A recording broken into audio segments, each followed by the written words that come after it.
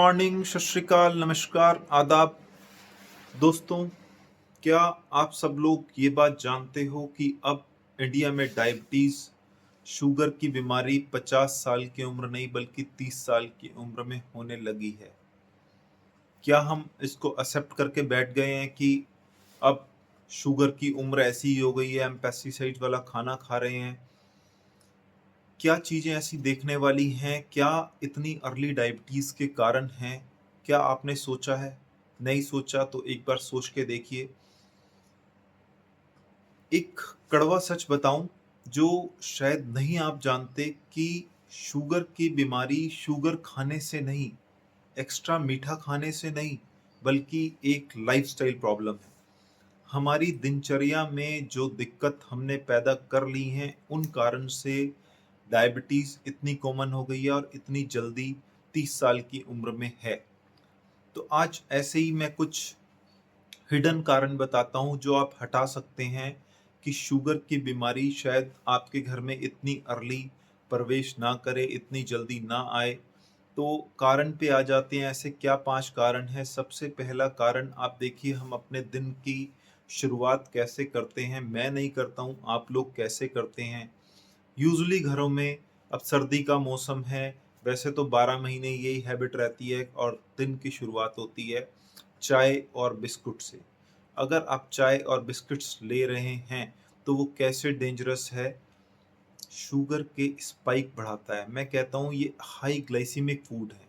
आप सोचते हैं कि मैं अपने, ज़्यादातर लोग चीनी डाल के चाय लेते हैं, लेकिन अगर आप फीकी चाय भी ले रहे हैं तो बिस्किट्स भी एक बहुत मेजर रीजन है। उसमें फैट्स हैं, उसमें घी है, उसमें ऑयल है, जो एक हाई ग्लाइसीमिक इंडेक्स का काम करता है। उसमें शुगर है, उसमें सॉल्ट्स हैं।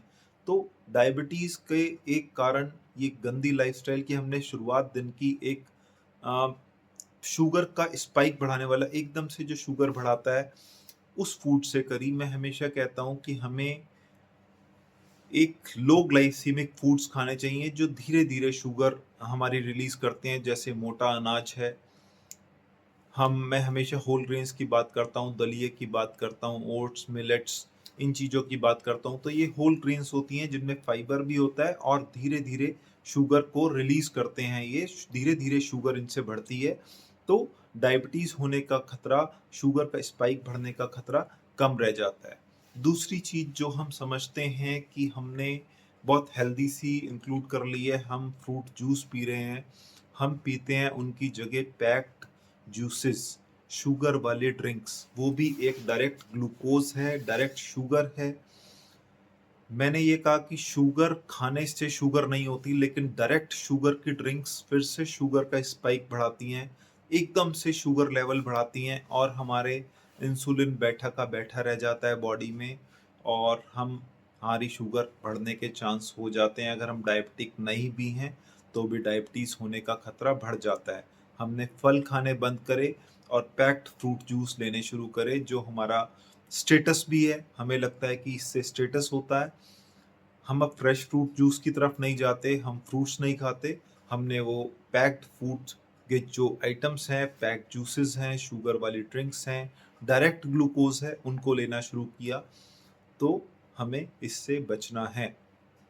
तीसरी चीज, हम अपने खाने में रेगुलर हमने जो चावल खाने शुरू कर दिए हैं वो हैं सफ़ेद चावल, और आटे में हमें मैदे वाली चीज़ें ज़्यादा पसंद हैं।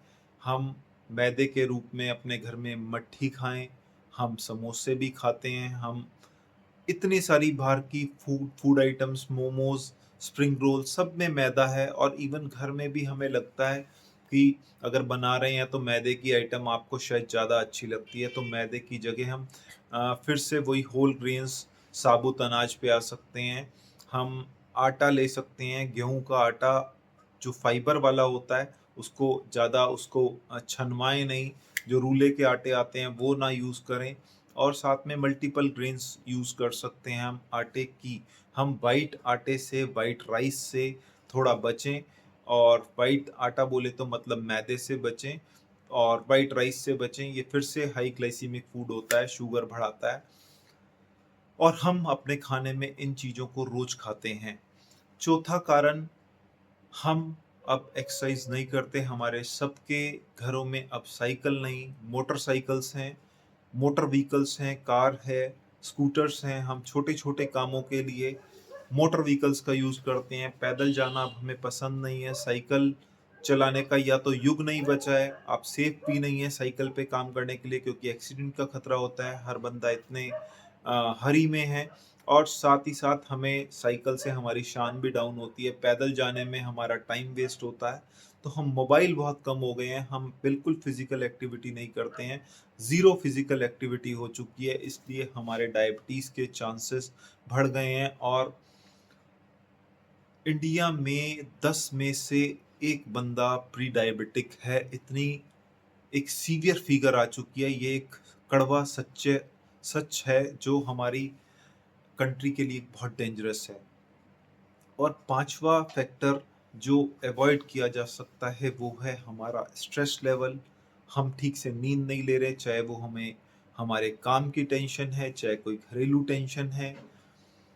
अपनी बॉडी के लिए, अपनी माइंड के लिए हम टाइम नहीं दे पा रहे हैं जो हम कर सकते थे। मैं हमेशा कहता हूँ कि लगभग लगभग 30 मिनट की हमें रोज की एक्सरसाइज करनी है। 150 मिनट एक हफ्ते में एक्सरसाइज करनी है, वो हम वॉक के रूप में कर सकते हैं, किसी खेल कूद, किसी स्पोर्ट्स में एक्टिविटी में पार्टिसिपेट करके कर सकते हैं, स्विमिंग कर सकते हैं, कोई भी ऐसी एक्टिविटी, आप जूडो सीख सकते हैं। बहुत सारी ऐसी एक्टिविटीज़ हैं, डांस कर सकते हैं, जिसमें आपको आधे पौने घंटा रोज अपनी बॉडी के लिए, फिजिकल हेल्थ के लिए निकालना है।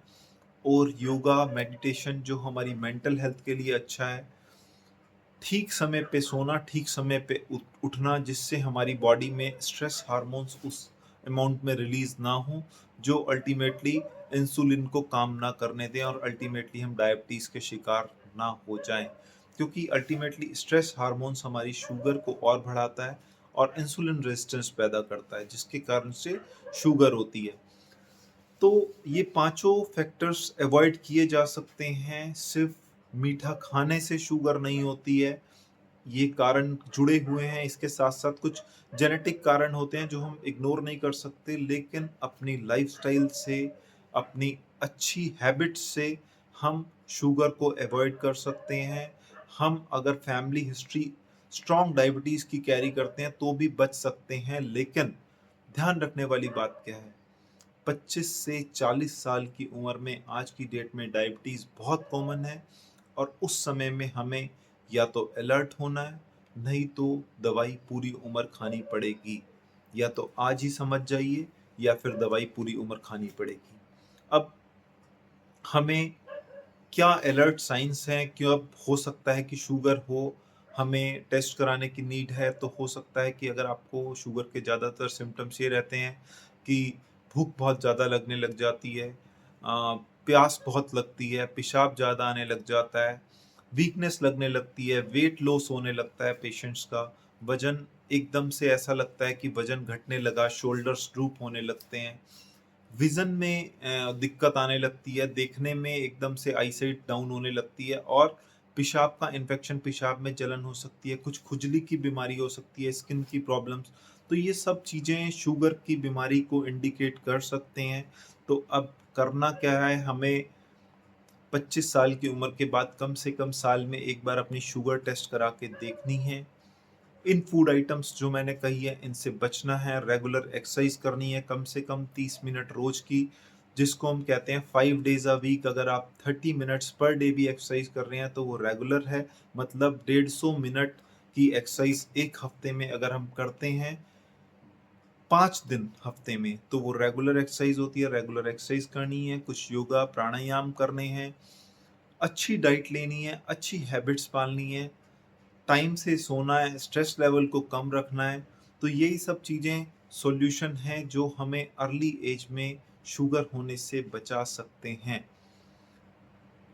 अगर आपको वीडियो पसंद आई हो तो आप शेयर ज़रूर करिए। हो सकता है कि आपकी वीडियो शेयर करने से किसी की जान बच जाए और इतनी अर्ली एज में उसको डायबिटीज़ ना हो। कमेंट सेक्शन में अपनी एज, और अगर आपको शुगर या प्री डायबिटिक है तो कमेंट करना मत ज़रूर करिएगा। और कमेंट करने से बिल्कुल हिचकिचाहट करने की आवश्यकता नहीं है। 25 साल की उम्र से 40 साल की उम्र वाले एक बार कमेंट सेक्शन में अपनी एज ज़रूर लिखिए, और आप डायबिटिक हैं या नहीं है, प्री डायबिटिक तो नहीं है।